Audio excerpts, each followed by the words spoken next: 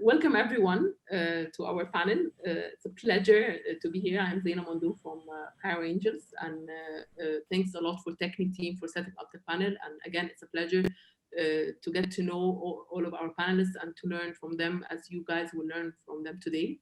The objective of this panel is to see different views from how angel investors and lawyer/angel investors look at the term sheet. We here want to see the different point of view through their experience, and some people treat them as it has to be simplified. Some investors like to actually put all of sorts of details to make sure nothing pop up in the future. And everything, it has its pros and cons, and this is the purpose of today, to see different views, and at the end of the day, each investor have their own methodology that goes with specific opportunities. So let's start with introduction. I will start alphabetically. So Ayman, please can you give us a small brief about you? Sure. Hi, good afternoon, evening, everyone. Thank you, Zeina, and thanks to Techni for this panel. My name is Ayman Ashour. I'm a principal of Newton International Management. We're a small boutique investment company. My background has been roughly 20 years in corporate world, where I've done a lot of acquisitions of lots of startups, and about 20 years of startup experience where I built my own startups, and one of them, into public, into stock market and NASDAQ, etc. I've been fairly active with Cairo Angels for a number of years, and more recently also with Alex Angels, and that's really about it. So, I've been on the dashing out end of term sheet and the receiving end of term sheet for a long, long time. And I'm a non-lawyer. Thank you a lot, Ayman. Feras? Yes, my name is Feras Mousilli. I am managing partner of a boutique law firm based in San Francisco, California. We specialize in technology and intellectual property and represent startups all over the world, along with some of the largest technology companies, including Amazon. We help commercialize products and services and have helped companies through their fundraising efforts. So happy to be here and be part of the team here in this presentation. Thank you, Dr. Loay. Loay, you are on mute. Please, can you unmute? Okay. Yes, thank you, Zeina. Loay El-Shawarby. I'm principal with El-Shawarby Attorneys at Law based in Cairo, Egypt. At the same time, we're also involved with startups in many facets, basically doing angel investing as solo since 2009, and more recently with Cairo Angels, Alex Angels, and also currently with, through few funds that are also investing in startups, the Alex Angels funds, and soon to be the Mediterranean Angels Fund. They're mostly investing in Egypt, and with sporadic small investments here and there around the world as well as opportunities come up. And I'm happy to be here with you today talking about this term sheet topic, which is always timely, for startups on all sides of the startup world. Thank you. Okay, thanks a lot, Loay. Thanks, everyone. So I would like to start with you, Ayman, because we were preparing actually for this panel. We had this sort of discussion where said that a lot of people tending to simplify term sheet to have it more standardized. And the reason, I believe, a lot of startups could do that, or maybe angel investors, because they don't have a legal background like yourself. So it's easier for them to get a template online, or maybe a startup suggests something like this. So I want first two elements to this question. First, about why you think it's important to go through all of these details and how you actually do this process of the due diligence. And the second thing, what sort of challenge or maybe concern you have about a ready-made template or things that simplify? Yeah, sure. Let me, thanks, Zeina. Let me take the first question first. My sort of having gone through literally hundreds of term sheets and lived through with the results of these term sheets, I've gotten to learn the importance of absolute clarity. So my approach is over the year changed into bringing all the undiscussables right to the top, right to the very beginning. So basically trying to cover all the problems. So you may find that I will write a term sheet that I will include things about nepotism, that you cannot hire your brother, your sister, your uncle, your dad, your wife, etc. And I'll write things about vesting and the co-founders and how that works. I will write about non-compete, and I'll do a lot of details. I will even detail out in some cases how the exit might work, who decides the exit, and how it is going to go. So by doing that and going through pretty detailed term sheet, a lot of issues come up. So this is what I mean by the term sheet ends up being part of my due diligence process, where you then discover that there are sort of, while you have about 3 different last names as in the company, you find that they're all related. So, or you're giving a term sheet that has very clear and very strict non-compete, then you discover that the CEO is doing some other stuff on the side. And in some cases, you discover that one of the co-founders quite often is like you will see a lot of startups having XYZ as their CTO, and you start digging into it, and then you discover he's actually not full-time. So I go into a lot of term sheets, and I actually don't finish the deal because sometimes the due diligence doesn't reveal enough, but the term sheets will reveal more. So that's, to me, as a non-lawyer, for me, I used it as a way to actually save legal costs. So because these are all business issues, they are not necessarily legal issues. So whether you're going to hire your uncle or your aunt or your brother or your sister is a business issue. It's not a legal issue. So by me bringing it up, and I feel very strongly about it, and then go through it, then it might end up being a no-go, and at that stage. And I know that I frustrated you a lot, Zeina, in many cases where we go through term sheets, and at the very last stage, if I'm not happy, I walk out. Yeah, I totally relate to that. So actually, I want to build on this related to, as an investor, you ask this sort of questions to ensure related to saying that being full-time, being relationship. I believe this comes to me as an investor when I'm formulating my investment thesis. So like you said, it's a business decision. It's more for me when I formulate my investment thesis, this is sort of questions that I need to cover in the term sheet when I said I invest, to make sure it meets either I don't want people related to family business, I don't want people to be not fully dedicated to the company. There's a lot of things, and actually as Cairo Angels we developed a lot, and you can see that most of our terms are quite detailed because we want to save. Indeed. Like we don't want to have any sort of surprises in the future. There's enough surprise when it comes to sort of risk that other people like to say. So I will move to actually for us when you said that now we have the non-lawyer point of view. I want from you as an experience-wise, from legality, and then the term sheet is not a legal binding document. So for me as an investor, people need to understand what we mean by non-binding legal document on actually legal document, and the significance of adding this level of details, like Ayman saying. He said that I'm reducing my risk, and I want to minimize the surprises.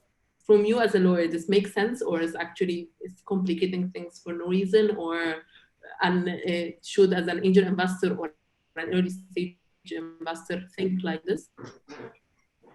It's an excellent question, and I think that with every negotiation, it's very situational. Right, making broad brush strokes about whether you stay with the standard or move to more specifics and have a lot more due diligence on that front end really depends on those circumstances of the deal. And a lot of times it really depends on your negotiating leverage as well, like how interesting, right, is this company? How many other potential suitors, right, in terms of investors, are they also looking at? And your ability to, come out If they're getting multiple offers, your ability to come in and kind of negotiate very specific terms just completely disappears. So, what Ayman is saying may very well be applicable in these kind of very early stage startups that aren't very well recognized, maybe in more of these like developing economies, et cetera, where they might not be big players or not have big, recognized names as serial entrepreneurs. But I think that generally we try to keep, the term sheets as simple as possible. And that's my general legal philosophy as well. I want to make sure that everyone understands every word and every section of a term sheet, right? And of a contract. And I step my clients through them to make sure that, hey, this document, has to end up living on. And even if it's a term sheet, right? And we talk about, legally binding versus not legally binding. Ultimately, we expect that everyone is negotiating in good faith, right? And that any kind of disclosures that are necessary, right, related to kind of, familial ties and the like, and, this is actually my uncle who's our, biggest investor, or might be the, that key customer that they're looking at. So I believe, just to kind of sum that up, you have to understand the specifics of the circumstances, right? Deals that are being done, again, in Egypt also vary tremendously from the deals that we've done in Croatia, right? And kind of like those cultural mores as well. That's something else that a lot of times we discount, but are tremendous factors in our negotiating strategy, and how much you can expect to extract during a term sheet negotiation. I want to, when we were saying that, you said simplifying term sheet, you're talking about more about terminology and how and actually phrasing things, but then they putting the terms, it's not about the term itself or what should I add. This is what you mean by simplifying. It's actually the phrasing of the terms itself, or simplifying as I don't have to go into a lot of details in the term sheet. So my preference is to stay on the high level terms, right? You can end up getting into other kind of representations and warranties and things like that will end up coming out, in due diligence. It just depends, right?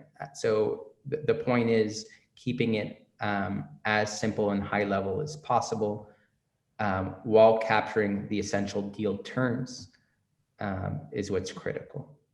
And that's what I meant by, simplifying. Okay, so Loay, now we have the two hats, which is saying that purely investing in the startups, and you have seen a lot on different stages as well, not only early stage. So I want to know from you, you have seen Ayman's point of view and Feras' point of view. I want to know first your comments on which approach you personally like, and how you developed this approach at the end of the day, because this is building up on your experience. And the second thing related to what sort of common mistakes that, especially if we're talking about Egypt, which is one of the challenges, that people go to convertible notes and they download notes online without understanding the significance of everything, or simply I have seen investors, they have signed to a lot of documents, doesn't have any sort of the rights. So what sort of common mistakes people do when it comes to simply using a ready-made template or something? Thank you so much, Zeina. I like both gentlemen's and their views. So I don't think they're conflicted, but I think I'm really standing somewhere in between. If you would have the time, if I would have the time, I'll do just like Ayman does, to have a few chats, long extended, where you combine. At the end of the day, a contract tries to combine the legal with the non-legal, the business terms. And that's what we all try to achieve to do with the contract in the final analysis. So in between, you can do part of the exercise on the term sheet level, and it would befit you. And I would do like Ayman as well, walk away if at some point things are not are not working out, or the more you tell to the entrepreneur, the better, because many of the entrepreneurs don't know what is involved with. Maybe it's the first startup, or maybe it's second or third, but do not have enough experience. So many of them are not familiar actually with most of the terms that are into a term sheet and that would later show up into a definitive agreement.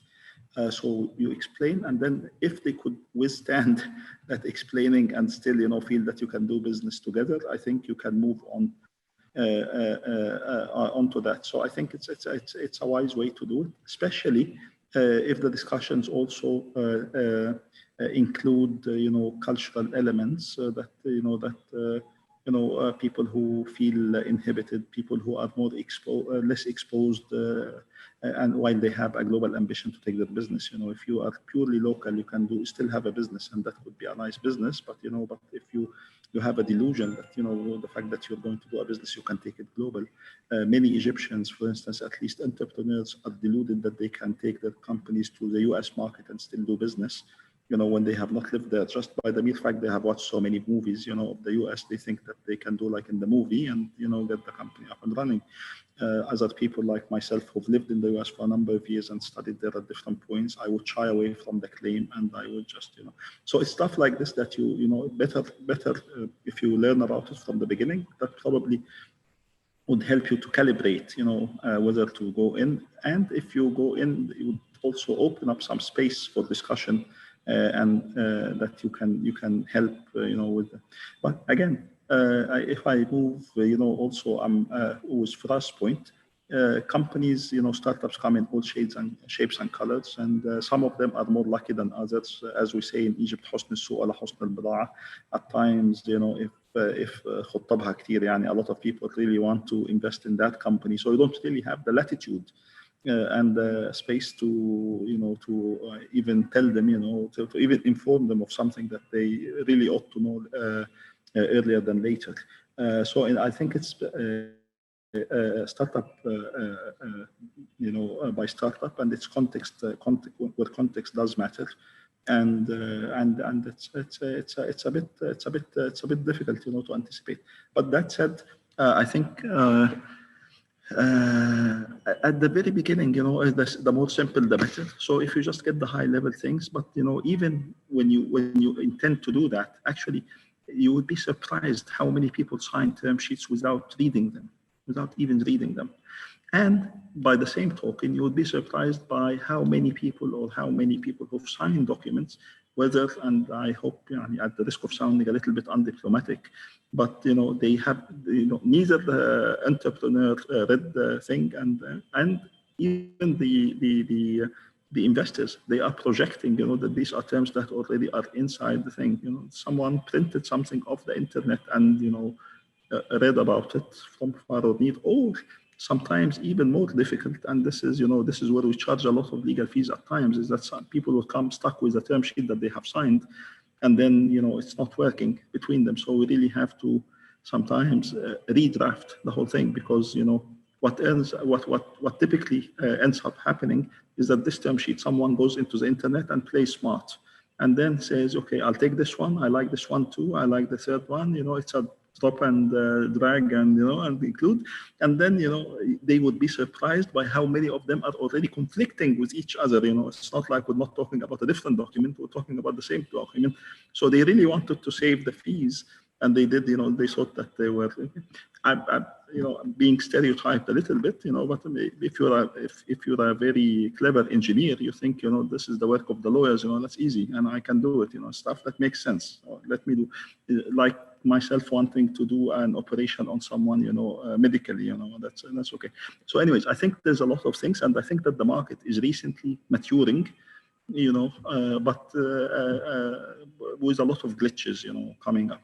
So I think at that I'll stop and listen to what you have. Yeah, I totally relate to what you're saying, especially when it comes. I have seen from a previous investors, when we invest with the startups, and automatically asked to have access to documents that has been signed by the old investors to ensure that they don't have any rights as an investor. So I'm not sure how any sort of rights. I'm not talking about a sophisticated one, but basic. Even to get information, access to report, all of that, there's a lot of things that were never heard to startup, but as well, me, an investor, give me the right, and the startup are not obliged anymore. Actually, if I may, actually part of it is to blame is us, the lawyers, or the people like me, to blame the most, because we had some sort of a duty, you know, to tell people that this is the anatomy of the investment, and this is what these different terms mean, and this is how they should be included. But you know, we don't often find the time to do that, and as well, we don't usually find the ears.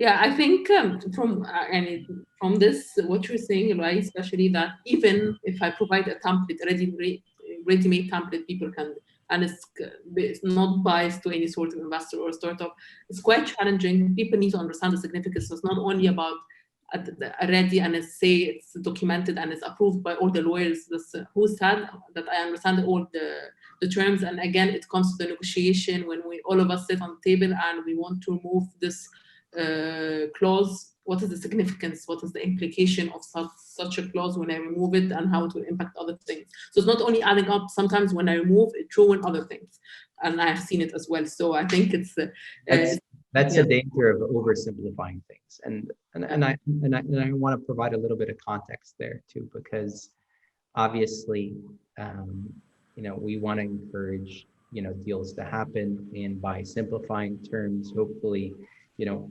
founders feel more empowered.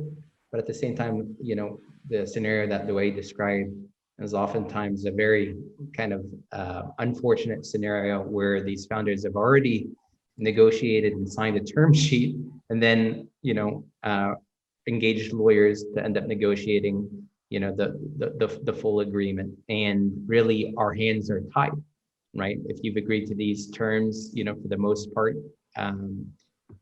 you know, they're kind of essential deal terms, and you know, you can't renege on those without raising all kinds of, you know, obviously personal negotiating issues, etc.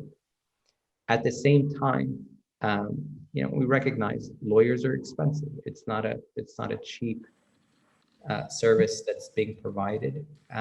So being a little more strategic on, you know, the deal terms, and not removing something that is essential, that, you know, a founder may not have just experienced, right? This is something, you know, understanding what, you know, change of control ends up meaning, you know, down the line, is something that, you know, is a very, you know, jolting experience for folks to get removed, you know, from their own board or their own control of the company. So it's absolutely a back and forth. And even though I'm saying this against my own interests, right? It's like, yes, bill as many hours as possible, spend as much time, you know, customizing and negotiating those, you know, those terms up front. I just realized that, hey, this is a longer term relationship, right? And focusing on what's important when it develops is also just good business decision. You know, to Ayman's point, a lot of these, you know, term sheets that get signed never really materialize into, you know, a final agreement. And most people don't realize that. They think that, hey, once we've signed this term sheet, I mean, this is basically money in the bank. Yeah, I agree with the point Feras made, because I think, you know, I'm talking mostly about, you know, sort of early stage investments, rather, because I think about it this way: if you have an existing deal and you're about to join, then your term sheet, you know, sort of influence is fairly limited. But the other thing is, if you don't address all the issues you're going to go through, you will find that you then, you know, you have a simple term sheet, it's agreed. But then when you start negotiating the actual agreements and the actual contracts, all the differences pop up. And then you find yourself going into a nightmare scenario. But I'll give you an example, and I won't mention the names or anything to protect the innocent. But in one of the deals where, you know, negotiating a deal, and it wasn't in Egypt, but it was in another Middle Eastern country, and, you know, going through the details of the non-compete, I then discover that this, you know, founder of this company that, you know, is raising money is actually applying for immigration to a whole different other country. You know, so so how can you go, so that comes out, as you're going through the process and you're going through, it's like, well, would that non-compete apply in Canada as well? Yes, you bet you, Yeah. And I'm sure Loay is laughing, so I think he knows which one I'm talking about. I think so. Yeah, we have seen a lot of cases. So actually, an educated guess. I would like, because we're almost running out of time, but I would like to give we need to agree, or okay, that's a problem. Let's put it as a question. We don't have to assume. Majority of cases that you have faced in terms of a weak term sheet or an issue, the term sheet majority was early stage startups, or you have seen, or it's equally weighted between the different stages of startups. So it's something specific because lack of money, so they don't invest a lot of money with the legal work, so they go to template, or even the VC on the pre-Series A and Series A startups face the same challenge. If you're asking me, Zeina, I mean, my approach is that way in sort of in mergers that were hundreds of millions of dollars, as well as investments that are $10,000 to $20,000. Is that the more detail you have, the better off you have, and it's very helpful, so that the founder understands exactly what's going on, and even the method the founder, he or her, dealing with the term sheet, their decision-making process, the process they address, all of that helps you see where you're going. It lets you know about them much more than a very simple term sheet that basically pushes the problem down the line until you get into agreements. Okay, so we actually have like a couple of minutes left. So I want to hear if you have something that you want to add before, like I have one last question, but I want to do something that you want to add, or an advice to give to either to a startup or the investor. Something that I just, I continuously focus on. Obviously, I'm biased, but making sure that the intellectual property of this startup, right, is properly secured, right? Whether we're talking about, assignment agreements, right, from the founders and employees and contractors, to making sure that you've actually, filed for patents or trademarks on these names, just things like this that I think, oftentimes people end up putting off until after they raise, they have their first significant raise. Seeing a company that hasn't prioritized their intellectual property, especially within the technology space, is a big red flag, right? These people don't understand what their real value proposition is. And, to the extent that you can do your own check, right? That ask around, make sure that you have, those basic contracts signed, that assign all of those IP rights from your developers and your co-founders, so that there isn't any question about who owns what, is, the single biggest thing that you can do to kind of increase your own valuation. Thank you, Mr. Lloyd, do you want to ask something related to? I completely agree with Feras's point. That's a really important thing, because especially, in the Middle East, you get a lot of companies that are idea, sort of centered, and they are very protective of the idea, but they haven't taken any steps to, preserve, to protect the intellectual property. So it is, it's again one of the points that quite often for us in the Middle East, you almost have to go through and explain to the founders the process. Yeah. Okay, so I just want, before we wrap up, last thing what is the main, I know there's a lot of clauses when it comes to the investor, it has to be there, but I want from each person to give a tip to our audience, what sort, from everyone's point of view, a major clause that has to be on the term sheet from an investor point of view. think, the IP is one, definitely, making sure that they have ownership, whatever they own. And of course, non-competition. And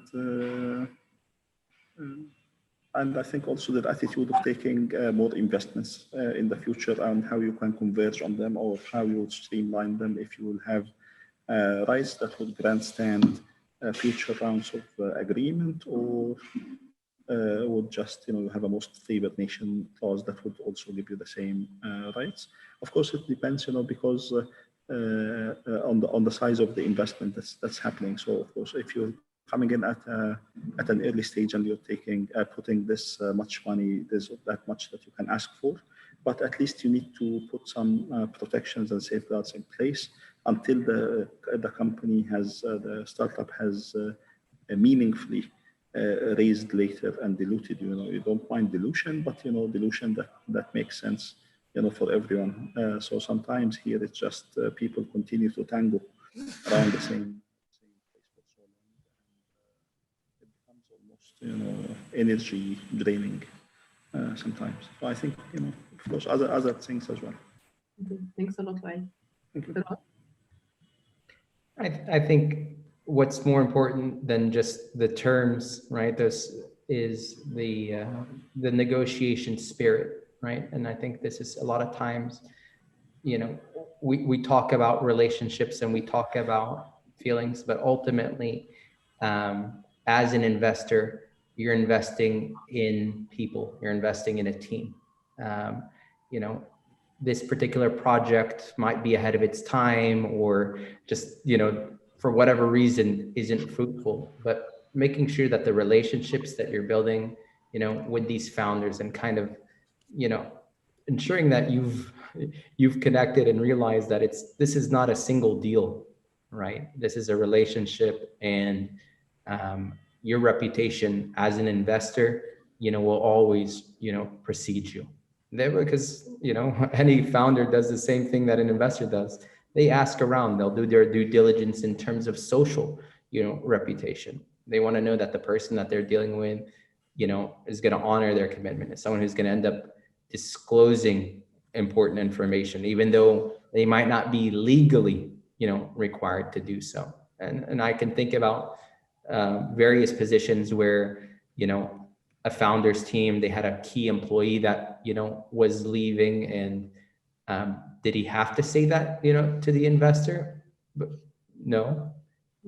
Did the fact that he did disclose that to the investor make him a much closer and more respected partner?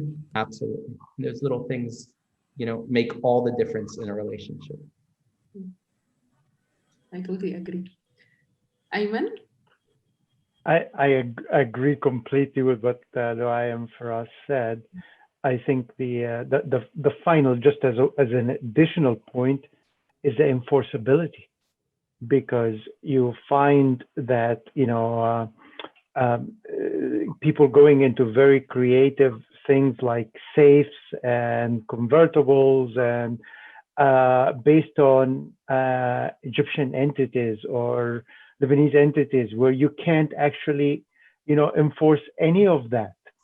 And then you find that, sort of an investment size, sort of that's, $100,000 or $150,000, and, with convertibles subject to arbitration. And I find that is all, pretty comical, because that will, you can't even get to first base, with that. So for me, and I know, Zeina, you heard me say this before, it's got to be a U.S. entity if you're going to be going convertible. And if you're not talking a huge amount of money, it's got to be court, it's got to be, because you got to have, otherwise the term sheet is just completely meaningless. I agree. Yeah. Thanks for making a plug for lawyers and US-based lawyers, Ayman. I appreciate it. I don't do deals outside of US or BVI. So. Interesting. So I'm afraid we don't have any time. So I would like to thank all of you for insightful, and it was a pleasure to learn from the three of you, and I'm sure people are enjoying as well the talk. So thanks a lot, everyone, and have a lovely night or evening, and depending on where you are now, and be safe. Thank you, and thanks a lot, Thanks, Technique. Zaina, and Thanks great for to see you the guys. Zeina, Take thank you, care. Feras. Thank you, Ayman. Bye-bye. It was a pleasure. Appreciate it. Bye-bye. Thanks a lot. Bye. Bye.